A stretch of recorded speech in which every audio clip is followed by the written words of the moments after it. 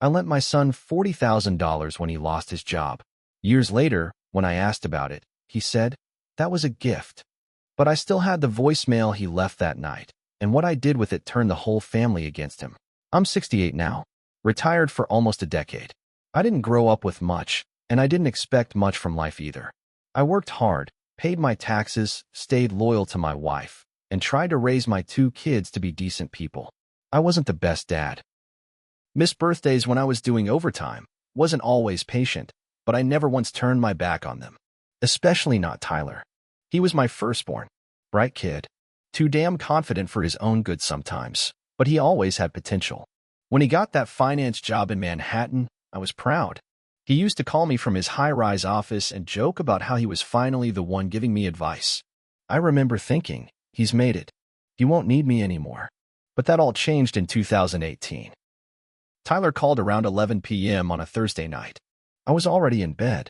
His voice was shaking, and I knew right away he was in trouble. Dad, I messed up. The firm's gone under. They shut the doors today. No warning. Nothing. He didn't cry, but he was close. Said he had no backup, no savings, credit card debt through the roof, and his lease was ending in 3 weeks. He'd already borrowed from friends. Didn't want to worry his wife, who was pregnant with their first. I asked how much he needed. He hesitated. Then, 40 grand. Just to stay afloat. I swear, Dad, I'll pay you back. Just give me a few months. It wasn't an easy decision. That money was from my IRA. I'd been slowly pulling it out for me and Marlene to live on, stretch the retirement. But I couldn't turn him down. He was my son. Marlene didn't agree. He's a grown man, Ed, she said. He got himself into this. Don't enable him. But I did it anyway. I wired the money the next morning. No paperwork, no contract. Just a father helping his son. I never told anyone except Marlene and, later, my daughter Rachel. For a while, Tyler seemed grateful. He called to check in more often, sent photos of the new baby, even sent me a Christmas gift, which was rare. I figured, okay, he'll do the right thing when the time comes. But years passed. He got back on his feet, landed a job at another firm, then moved to Cherry Hill into a $600,000 house. 2 cars. A boat. Sent his kids to private school. And not once did he mention the loan. I let it slide for a long time. I figured maybe he was waiting to be in a better spot. I gave him space. But then Marlene got sick. Stage 2 breast cancer. The treatments weren't fully covered, and our out-of-pocket costs were piling up fast. So I called him. It wasn't easy for me. I don't like asking for anything, not even from my own son. I kept it simple. Tyler, remember the loan from 2018? Things are tight right now. Marlene's treatments are expensive. Can we talk about a repayment plan? His voice changed. Cold.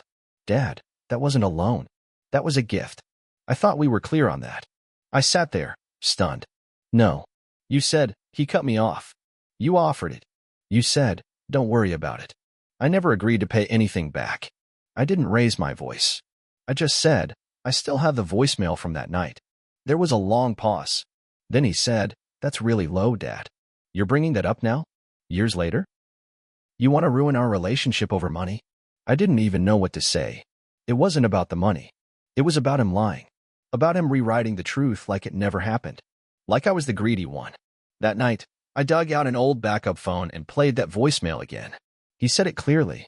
It's just a loan. I swear, once I get back on my feet, I'll pay you every penny. I sat there, in the dark, listening to it over and over. Marlene came out to the garage around midnight and saw me sitting there. I didn't say anything. I didn't need to. The next day, I told Rachel. She's our younger one. Smart. Always had a strong sense of justice. She's a lawyer now in Philly. I asked her, quietly, if there was anything legal I could do. I didn't want to sue him, but I also didn't want to let this slide. She listened to the voicemail, shook her head, and said, Dad, you've got more than enough to at least start something. He can't just pretend that never happened. I told her I wasn't sure, that he was still my son. She said something I'll never forget. A real son doesn't gaslight his own father. A few weeks later, something happened that made everything worse, and I knew I'd have to act. After that talk with Rachel, I sat on the voicemail for another month. I didn't send it to anyone. I didn't threaten him. I still held out hope he'd come around on his own. I just Didn't want to believe my own son would lie straight to my face and then try to gaslight me into silence. But then came Thanksgiving. We host it every year. Small house, but cozy. Rachel comes down from Philly. Tyler usually shows up late with his wife, Amanda, and their kids. I wasn't even sure they'd come this year, given the tension, but they did. Tyler walked in like nothing was wrong. Big fake smile. "Hey, Dad." Gave me a quick hug, then went straight for the beer in the fridge. Amanda didn't even look at me. Dinner was awkward, real quiet. Marlene tried to keep conversation going, asking the grandkids about school and sports. Tyler kept talking about his new Tesla, the contractor redoing their kitchen, how Amanda might start flipping houses. All the while, I'm sitting there thinking about the $40,000 that paid for their survival, listening to them brag about upgrades and vacations. Then, halfway through dinner, Rachel asks Tyler, calmly, "Hey, have you and Dad figured out the loan situation?" The whole table froze. Tyler put down his fork, slowly. "What loan?" Rachel stared him down. "The $40,000 he gave you when you lost your job. The one you said you'd pay back." Amanda jumped in. "We thought that was a gift. Tyler told me it was." Rachel didn't back down. "There's a voicemail, Amanda. He promised." In his own words. Tyler lost it. "You had no right to bring this up here, Rachel. This is family stuff." Rachel just said, "Exactly. That's why it matters." He stood up and left the table. Amanda followed. They took the kids and left without saying goodbye. No dessert. No thank you. Just slammed the door on the way out. The next morning, Tyler sent a group text to me, Rachel, and Marlene. It said, "Until Dad apologizes for threatening me and Rachel stops acting like my parole officer, don't expect to hear from us. I'm done being guilt-tripped." That was it. No ownership. No regret. Just cutting us off like we were the problem. Marlene cried for 2 days. Rachel told me, "You're going to have to make a decision. Either you let him walk all over you, or you hold him accountable." I told her I wasn't sure what holding him accountable even looked like. That's when she said, "Let me take a shot at this. Just trust me." I didn't know what she meant by that, but I said okay. 3 weeks later, I found out exactly what she did. And once word got out, the entire family turned on Tyler. 3 weeks after Thanksgiving, I got a call from my cousin Walter. He's 72, lives up near Trenton, and doesn't usually get involved in family drama. But he was fuming. "You really lent Tyler 40 grand?" he asked. "Yeah," I said. "Why?" "Because he's been telling everyone you just gave it to him as an early inheritance. Like you wanted to get rid of the money." I felt sick. That was the story Tyler was spreading. Not just to Amanda or the kids, but to extended family, cousins, aunts, even friends of his. That I was senile. That I had offered him $40,000 as a gift before I lost my mind. Like I was some confused old man throwing around retirement money. Rachel heard the same thing from a colleague at her law firm, a friend of Amanda's. Word had spread. And the version of the story going around made me look like a bitter, manipulative father trying to shake down his successful son after forgetting what I'd done. That's when Rachel showed me what she'd been working on. She had pulled the voicemail off the old phone and preserved it, cleaned the audio, timestamped the metadata, and even transcribed it word for word. Then she attached it to a detailed legal draft. A formal demand letter for repayment of the $40,000, citing the voicemail as acknowledgement of the debt. But she didn't just send it to Tyler. She CC'd Amanda and his employer's HR department. I didn't know she'd do that. At first, I was angry, scared even. "Rachel, you might have just destroyed his career." But she was calm. "Dad, he already destroyed his credibility. You're not crazy. You're not senile. He's not just lying to you anymore. He's lying to everyone to protect his image." The fallout was immediate. Amanda called me screaming 2 days later. "How dare you humiliate my husband at work? You're going to ruin us." I didn't yell back. I just said, "Maybe you shouldn't have lied." Then it got worse. Rachel had also sent the voicemail to one other place, our family group chat on Facebook. Not a long rant, just the audio clip and a short message. "This is what really happened. Make your own judgments." I didn't even know half the people in that chat still paid attention. But they did now. Comments rolled in. Some were quiet, some furious. A few people defended Tyler, said family matters should stay private. But most were shocked. One of Tyler's uncles, my brother's son, wrote, "That's not how you treat the man who raised you." Tyler responded once, angrily, You all have no idea what he's like behind closed doors. You think you know the full story? Keep judging, then. Then he left the group. Amanda unfriended half the family. They pulled their kids out of a birthday party the next weekend, and word got around their community in Cherry Hill. One of Amanda's real estate clients backed out of a home deal, citing uncomfortable family drama. Suddenly, Tyler was scrambling, not just personally, but professionally too. Reputation matters in finance. And this voicemail was like a ticking time bomb for someone in his position. And I hadn't even taken legal action yet, but I was getting close. A week after everything exploded, I didn't hear from Tyler at all. No apology, no explanation, just silence. The kind that eats at you, not because you want contact, but because deep down, you're hoping they'll finally act like they used to. Like blood matters. Then I got a letter in the mail. From a lawyer. Not Rachel. This was a private attorney, out of Princeton. Someone Tyler hired. The letter was defensive and full of legal jargon. It claimed that the money I gave Tyler was a non-recourse familial gift, and that any attempts to publicly defame his character could result in a countersuit for emotional distress and harassment. I sat there at the kitchen table, reading it while Marlene stared at me, her face stone cold. She didn't even look surprised. He wasn't just rewriting history anymore. He was trying to legally erase it. Rachel took one look at the letter and said, "This isn't a real threat. It's smoke."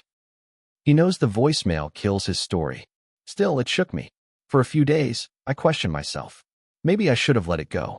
Maybe I was making this worse than it needed to be. Then I went out to get the mail again a few days later, and there was another envelope, this time from a credit union in New Jersey. It had Tyler's name on it, but it was addressed to me.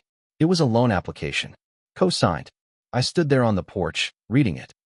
He had used my name and social security number to co-sign a $25,000 personal loan, dated back to 2020, 2 years after I gave him the $40,000. My hands were shaking. I brought it inside, and Marlene just said one word. No, we called Rachel. She came down the next morning with a binder, a laptop, and a copy of every bank statement Tyler ever sent us during that 2018 crisis. She pieced it all together. Dates, messages, voice calls, transfers. She even ran a background check. That's when we learned Tyler had a habit of using people. Quietly. A few of his old college friends had lawsuits against him for unpaid informal loans. He always charmed his way out of it, or hid behind the idea that family and friendship meant no strings. Rachel sat me down and said, "Dad, we're past the point of forgiveness. He forged your name. That's fraud." Marlene nodded, slowly. "You have to do something. For you. For both of us." I still didn't want to file the report. Not yet. But I started making moves. Quiet ones. I reached out to the credit union, got a copy of the signature. It was a match, my name, written by someone else. I reported it to the local PD. They opened a file. Quietly. No arrest yet. But the wheels were turning. Meanwhile, Amanda's real estate license was under review. Someone submitted an anonymous tip about financial misrepresentation.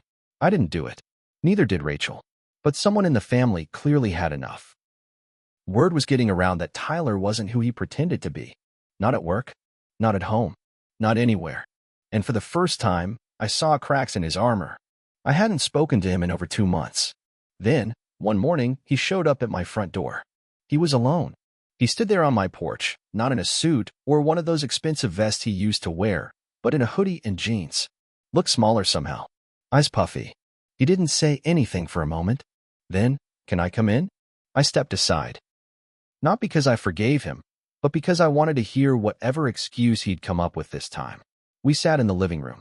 Marlene stayed in the kitchen, arms crossed, watching him like a hawk. "I didn't mean for it to go this far," he started. "The Facebook stuff, the voicemail. You made me look like a fraud." "You made yourself look like a fraud," I said. He looked down. I panicked. "I didn't know how to tell Amanda I'd promised to pay you back. I didn't think you'd ever bring it up again. You forged my name for a loan," I said flatly. "That wasn't panic. That was criminal." He winced. "I can pay you back. I swear. I just need time. Things are tight right now." "Tight?" I laughed, bitter. "After you bought a boat, 2 SUVs, and put your kids in private school?" He didn't answer. Then I told him, "The police are looking into the loan you co-signed in my name. That's felony fraud, Tyler. I already opened a case." They're verifying handwriting and IP addresses on the digital application. He went pale. I didn't think you'd go that far, he said, barely above a whisper. I leaned in. You lied. You tried to turn the family against me. You smeared me at your office. And you forged my name on legal documents. You're not a son anymore. You're a liability. He started crying. Real tears. For himself, not for what he did. I'll pay it back. I'll sell the boat. Take out a loan. Just don't go to the police. It's already done, I said. I gave you 5 years. You gave me 5 minutes before calling me a liar. He stood up and stormed out. Didn't even say goodbye. 2 weeks later, I got a call from the local PD. Charges were being formally filed. Forgery, identity theft, fraud. No jail time yet, but his employer was notified. He was asked to resign from the firm. Amanda left him within a month. Took the kids. Filed for separation citing financial misconduct and reputational damage. The boat? Repoed. The house? On the market. His name? Burned in every circle that used to praise him. And me? I didn't gloat. I didn't send told you so messages. I went on with my life. Quietly. With Marlene by my side and Rachel checking in every weekend. I'd lost a son long before that door ever opened. But I gained something else back, my dignity. He called once more. Left a voicemail. Dad. I messed up. I get it now. I really do. I'm sorry. I didn't delete it. But I didn't call back either.